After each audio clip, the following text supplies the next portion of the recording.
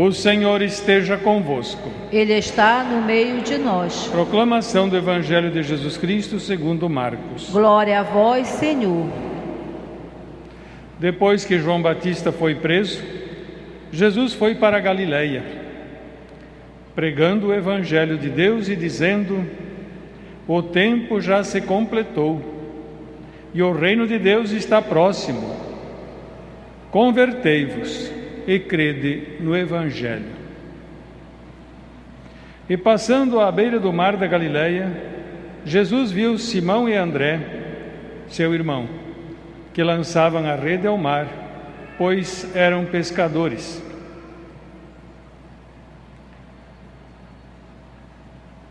Jesus lhes disse: segui-me, e eu farei de vós pescadores de homens. E eles, deixando imediatamente as redes, seguiram a Jesus. Caminhando mais um pouco, viu também Tiago e João, filhos de Zebedeu.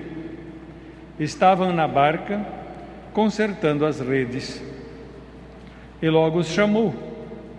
Eles deixaram seu pai Zebedeu na barca com os empregados e partiram seguindo Jesus. Palavra da salvação. Glória a vós, Senhor.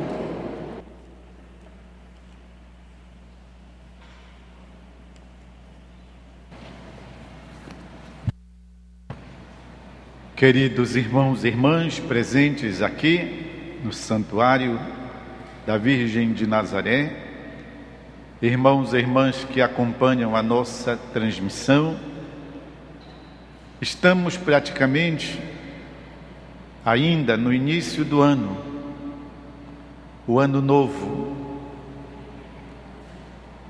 Me enviaram através do celular uma mensagem interessante, até tirada de um poema de Carlos Drummond de Andrade, e que dizia assim: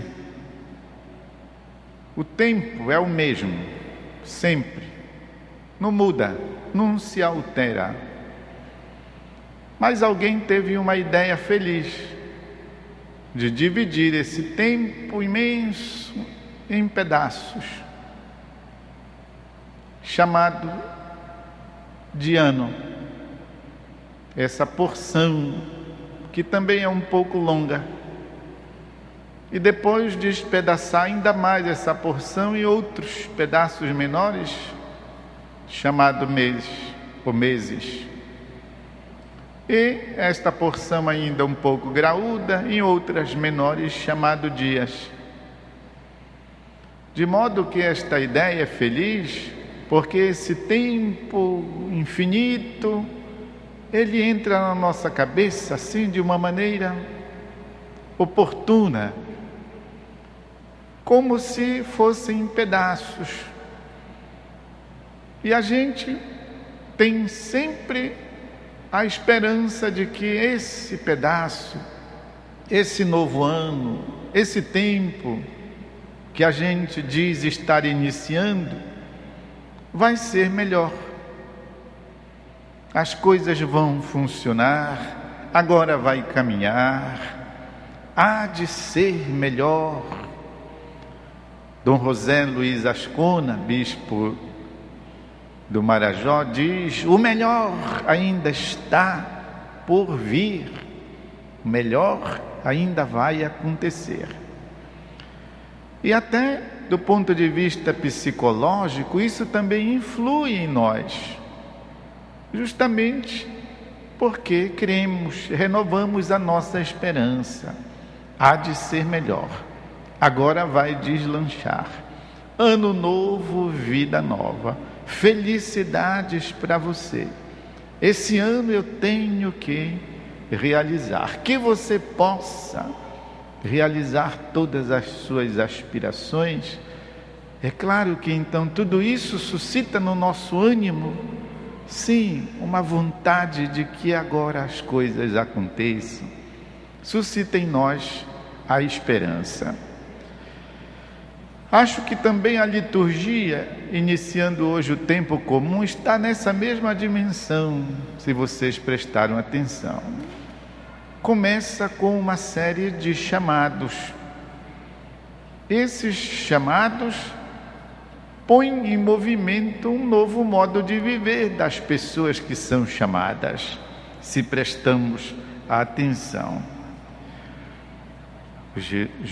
Jesus vai para a Galileia depois que João é preso, dizendo: o tempo se completou, o reino de Deus já está próximo, convertei-vos. Um chamado geral. Convertam-se, mudam de vida. Olha, é tempo de acordar.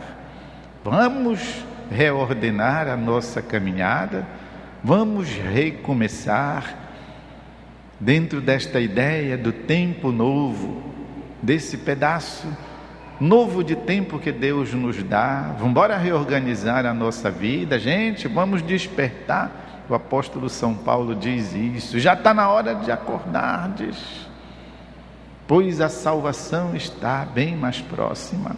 Esse convite que Jesus faz: convertei-vos, crede no Evangelho. Toda a nossa vida é marcada por chamados. Depois diz que Jesus passou à beira do rio e convida Simão e André, seu irmão. Um chamado, outro chamado. E diz que eles então deixaram imediatamente, não é que ficaram ali embromando, não, deixaram imediatamente as redes e seguiram Jesus. Depois ainda um outro chamado. Jesus mais adiante chama também Tiago e João. Eles estavam consertando as redes, os chamou e eles deixaram seu pai com os empregados e partiram seguindo Jesus. Toda a nossa vida é marcada por chamados, apelos, convites que nos vêm das mais variadas direções. Convites de Deus para nós. Qual é o convite geral? Convertei-vos. Converter significa dar a volta, fazer a volta, voltar de novo. Você perdeu a rua onde devia dobrar, vá mais adiante e faça o retorno. Você passou de onde era para parar, agora não tem jeito, prossiga e faça a volta. Isso quer dizer converter-se, um convite geral. Sempre não existe, meus irmãos e irmãs, a conversão que aconteça só de uma vez, só de uma tacada. Por quê? Porque a nossa vida se processa ao longo de tempo, de anos, como eu já disse. E ao longo de todo esse tempo que Deus nos dá, essa conversão deve prosseguir. Quando nós ouvimos um testemunho de uma pessoa que viveu erradamente, ou viveu longe de Deus, se afastou da igreja, perdeu o controle da sua própria vida, e que a pessoa então retoma essa caminhada, ela diz: eu me converti, quando eu me converti. Mas na verdade não é assim. A conversão não acontece só de uma vez. Pode ter acontecido que houve um momento muito marcante na vida da pessoa, o momento em que ela entrou em contato com a palavra, em que uma pregação falou forte ao seu coração, em que a graça de Deus tocou sua alma, o momento em que houve uma decisão, isso é muito importante, uma decisão de vida. Mas não foi ainda a conversão, foi um momento forte, diríamos numa linguagem popular, foi o primeiro chute. A conversão deve acontecer ao longo de toda a nossa existência. E quantos anos nós vamos viver? Pois é esse tanto de anos que vai durar a nossa caminhada de conversão. E prestemos atenção, Para que seja uma conversão verdadeira, requer tempo. Porque a graça de Deus nos trabalha assim, profundamente, mas lentamente, devagar. Quando acontece uma conversão muito abrupta, muito rápida, que a gente então nota que a pessoa virou da água para o vinho, algumas vezes, infelizmente, não é uma conversão verdadeira. A conversão autêntica é aquela que se processa, e muitas vezes no sofrimento, na lágrima, na oração, na penitência, no jejum, na vigília. Porque também a caminhada de conversão requer essa força responsável que se chama o empenho da pessoa. E isso, como eu já disse, dura toda a nossa existência, dura toda a nossa caminhada, até a hora da nossa morte.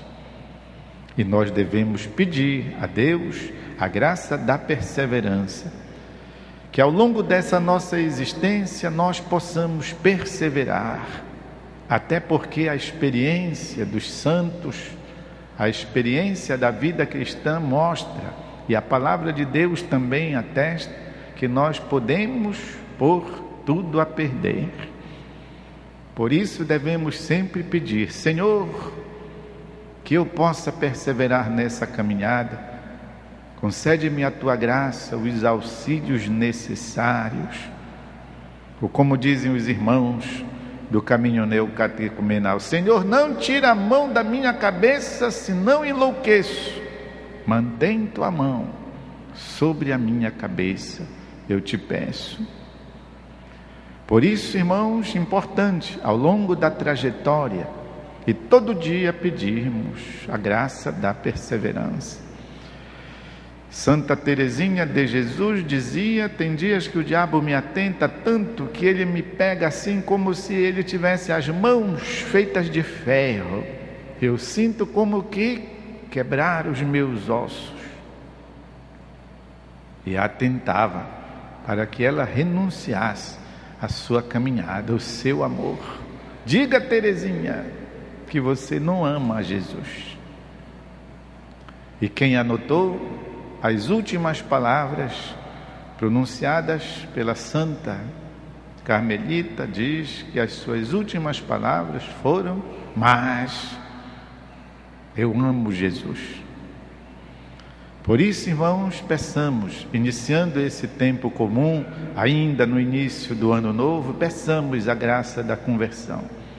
Atendamos ao convite geral de Jesus, trabalhem, levem adiante a sua conversão. Atendamos aos apelos do Espírito que nos chama continuamente daqui e dali, através disso e daquilo, nos chama a caminhar. E nunca esqueçamos o segmento da vida cristã, ainda que empenhativo, algumas vezes duro. O início do Evangelho nos fala que João Batista foi preso. Isso é para dizer que com o Evangelho e com a nossa vida cristã não brincamos, mas por outro lado peçamos também, nos ensina o Papa Francisco, peçamos podermos viver isso na alegria, o dom da alegria. A alegria transforma o coração e a existência toda daquele que abraça Jesus e o seu Evangelho, diz o Papa Francisco na sua carta sobre o Evangelho da alegria. Vamos assim, meus irmãos e irmãs, fazer um instante de silêncio, a fim de que a palavra de Deus possa penetrar e encontrar guarida em nossa alma.